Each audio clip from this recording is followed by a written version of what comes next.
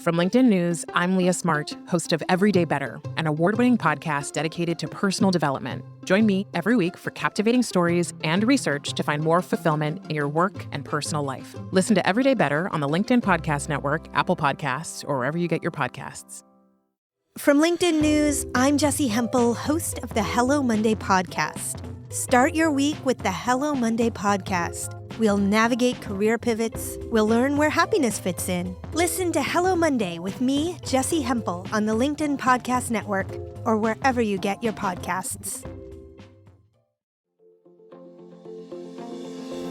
Hello, my friends, and welcome to another exciting episode of Negotiate Anything.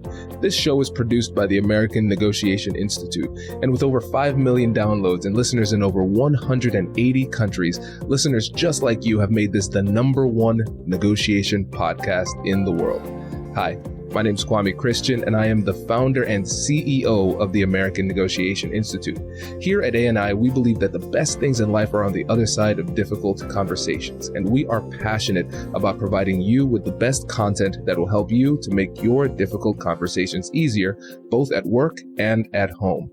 Lastly, I want to remind you that we offer consulting and conduct trainings, both virtually and in person, all around the world. Our focus is in 3 main areas. First, negotiation and conflict resolution. Second, leadership. And lastly, diversity, equity, and inclusion.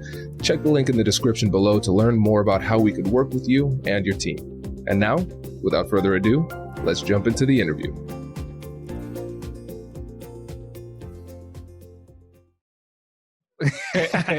and so in this sparring session, what we're going to do is we're going to focus on the 2 techniques, empathetic reversal and the higher authority close. And so Jason's going to try to sell me this software as a service platform that helps us with marketing. I'm going to be a little bit difficult, and he's going to show us how to use those techniques in a realistic scenario. Sound good? Yeah, let's do it. This should be fun. All right, perfect. So everybody, in this situation, we've had a couple of preliminary discussions. So it's not just starting from scratch, and now we're getting closer to the close. And so we're having this call at this point.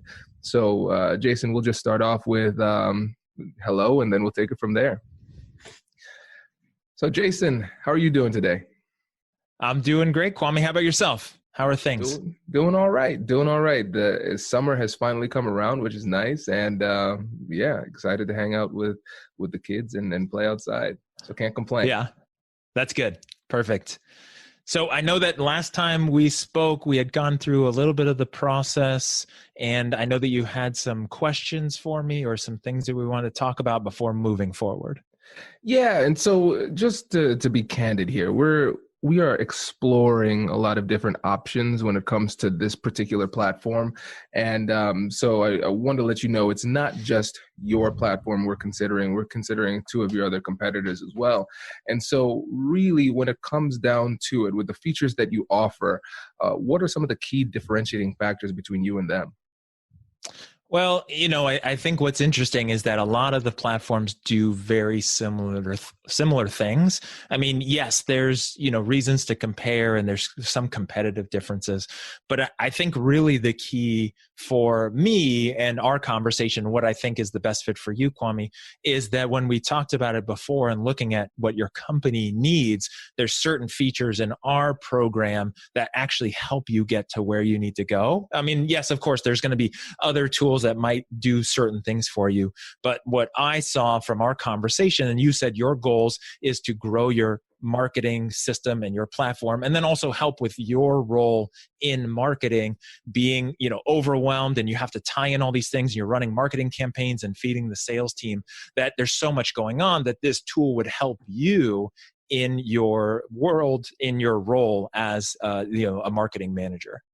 Right. No, you're right there. And I think when it comes down to it, I'll be honest, we liked we like your platform. We wouldn't be having this conversation if we didn't. And really, for us at this point, it just comes down to the terms. And of course, I have what I want as the marketing manager, and then of course I have a boss who wants to save money and a CFO who wants to save money even more. And so those are some of the concerns. And so when it comes to the terms, one of the things, especially coming out of the legal department, that they wanted me to really push hard on is a cancellation process. And that's something we're going to really need if we're going to move forward with this. And I totally understand that. I see that all the time. I mean, for us, what we found is very important is for people to get into an agreement with us for a certain amount of time. And that way everybody is in this relationship together and it's going to move forward. It's like joining a gym, and, you want to join a gym month to month and then you just stop going, or do you just commit to it and then make it a routine and a habit and make it effective? What I found is when people do not, get into some kind of commitment, especially with their marketing software, and if it doesn't work or they don't put in the time and effort, then they blame the software instead of, making it a whole thing. So that's really the key that I found. But let me ask you, what is it about, the terms or the process that, let's say, your legal department, because that's who we're really talking about, what they're concerned about? Yeah. And again, you know how it is when you get lawyers involved in the process, it becomes a little bit more difficult, but they really want to make sure that we're protected. We want to make sure that if things don't work out, that we can get out and make the necessary adjustments. So that's why they need to see that term in the agreement. Got it. Well, all of the cancellation terms will be in the agreement. Now, obviously... Hey you, I'm Andrew Seaman. Do you want a new job? Or do you want to move forward in your career? Well, you should listen to my weekly show called Get Hired with Andrew Seaman. We talk about it all, and it's waiting for you, yes you, wherever you get your podcasts. Brace the rudders! Raise the sails! Raise the sails! Captain, an unidentified ship is approaching. Over. Roger. Wait, is that an enterprise sales solution? Reach sales professionals, not professional sailors. With LinkedIn ads, you can target the right people by industry, job title, and more. We'll even give you a $100 credit on your next campaign. Get started today at linkedin.com/marketer. Terms and conditions apply. Especially, when we get lured into sales, people tell us it's a great career, which it definitely is. And we come in expecting to make tons of money right away and we don't make it, we get disappointed. My goal was to help those people as well to improve their sales hustle. So the things that I would share today definitely will benefit company sellers or people who are in career right now, as well as those who are selling for themselves. Very nice. So how would you describe your typical approach to sales? The best way I could describe it, I spoke with a gentleman early this morning as well. And the thing that I would share with him, I share with you, it's all about building value.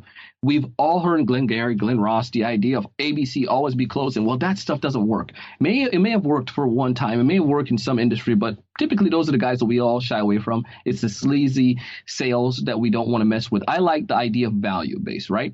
I like to be able to bring value to the table. When I define sales, I define it very simple. The simplest way I can share is that when you try to help others persuade themselves to get something, a product or service that's going to be in their best interest, for which they will compensate you for your efforts. So your job becomes this educator of value. For instance, if I am a doctor, say a chiropractor, and I know the benefit of healthy adjustments can do for individuals, especially those with lower back pain, and to be able to have a better way of life and function, it's my obligation to be able to educate someone about that service that they may not have known about, of how it can help them to have more peace and not wake up with pain or to go to work with pain. It becomes that moral obligation for me to dispel, to share value and educate people that they can make decisions. You want your clients to make a decision for themselves as opposed to them feeling that you tricked them into doing something. One of my first episodes was with Jeffrey Gitomer, and Jeffrey said, people like to buy, but they sure hate to be sold. No one in their right mind would say, I want to get sold something today. It's like, no, people want to go and buy something. If anyone tell you I got sold a car, they're disappointed, they're frustrated, they're angry. They want to return that car because they got sold, quote unquote, bamboozled, tricked into getting it, hoodwinked. If people say I bought a car to feel more in control, and our job as sellers is to educate people that they feel in control, that they take that initiative and say, I did this, that I bought this car, and they'll go around and tell other people more about you. So that's my approach, is to really, really go forward and express value, share value, and give value back in return. And we can give value in so many different ways, and we could talk about that as well. Yeah, today, very excited about this. We are going to talk about 3 really important topics when it comes to sales and sales negotiations. And the first one is red flags for a bad deal. So how do we know whether or not this is a good deal for us to pursue? How to assume an authoritative power position. And then lastly, having those negotiations over budget. I know for people in sales, that is one of the most frustrating parts of the process. We're definitely going to spend some time digging in there. So how about we just start off with identifying whether or not it's a good deal? Can you tell us a bit more about that? Yeah. So, I mean, when I was in sales, I did 10 years of corporate sales for Xerox and American Express. And at the end of the day, we lived in this, kill and eat type of mentality, right? You were always going after whatever was showing up. And as even entrepreneurs, sometimes we often filter out whether a client is a good prospect or not as, well, do they have a credit card and a pulse? And that sounds like a really good idea. Only to find out that if we pursue every single opportunity like that, we can end up getting stuck in what I like to call the winner's curse. You can sometimes win the deal and then curse yourself every single day that you're dealing with this terrible client, the one that's taking up too much time, demanding way too much, doesn't understand the value. And so when we started the program, KO Sales U, I wanted us to start looking at from a different, complete mind shift, where it wasn't that we had to go out there and talk to every single person, but rather, ask yourself, when I'm sitting in an opportunity with a client, is this the right person for me? Do they fit that ideal buyer persona for myself? Do I want to work with them? When I understand what their goals and ambitions are, does that make me really excited? And if the answer is no, I think we need to be much more careful and, respect ourselves a little bit more in the idea that we can actually walk away from those opportunities. We'll talk a little bit more about, whether they have the budget and, and other types of lead qualification aspects of this. But when we start to understand that, we don't need to say yes to everybody that has that credit card and the pulse, we can actually hold ourselves as a higher ground. And ultimately, it will allow our prospects to want us even more. I love this point, and it's a fantastic point because a lot of times when we are in those types of conversations, when we have the opportunity to close a deal, we feel almost obligated to do so. And I whenever I'm working with people, I talk about the fact that negotiation isn't the art of deal making, it's the art of deal discovery. Coming together with the other side to figure out whether or not a deal even exists. And I really like the point that you made about determining whether or not it's a good fit by your level of excitement. Can you tell us a little bit more about that? Yeah. So, I mean, when we're going and getting to that lead qualification side, even determining if it's the right deal, old school sales was really focused on, well, what's your client's challenge? What's their problem? And can you solve that problem? And this is really stemmed from, Challenger really owned the space in this, the Challenger sales model, which was, find out what the client's problem is, put a Band-Aid on that problem, and, it's all fixed. And so one of the things that we would say when I was working in corporate sales, I mean, this was an iconic question that we would ask is, Mr. or Mrs. Customer, what is keeping you up at night? And we would use that as the forefront of starting the conversation. Now, here's the reality is that, in today's day and age, Dr. Google and WebMD have solved every problem for everyone that has ever existed. There are no problems for our clients anymore. And anything that they feel that they have, they just go to Google search and they find, the top 4 vendors that can, appease them.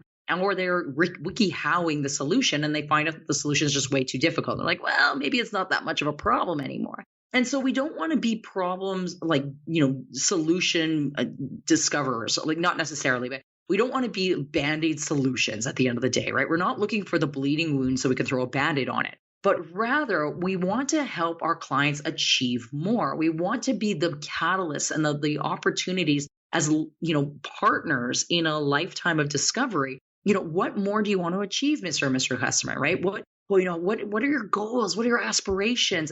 And how do you align with them? And it's so important to understand what those big picture goals are because, number one, if the deal goes south, right, hopefully their goals haven't dramatically changed. And you can always go back to that point and continue.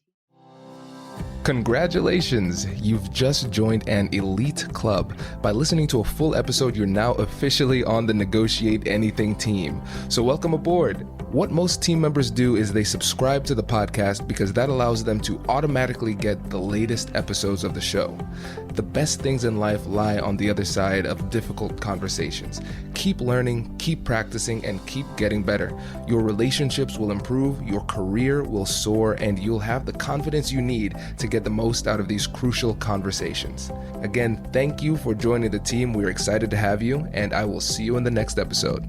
I'll catch you later.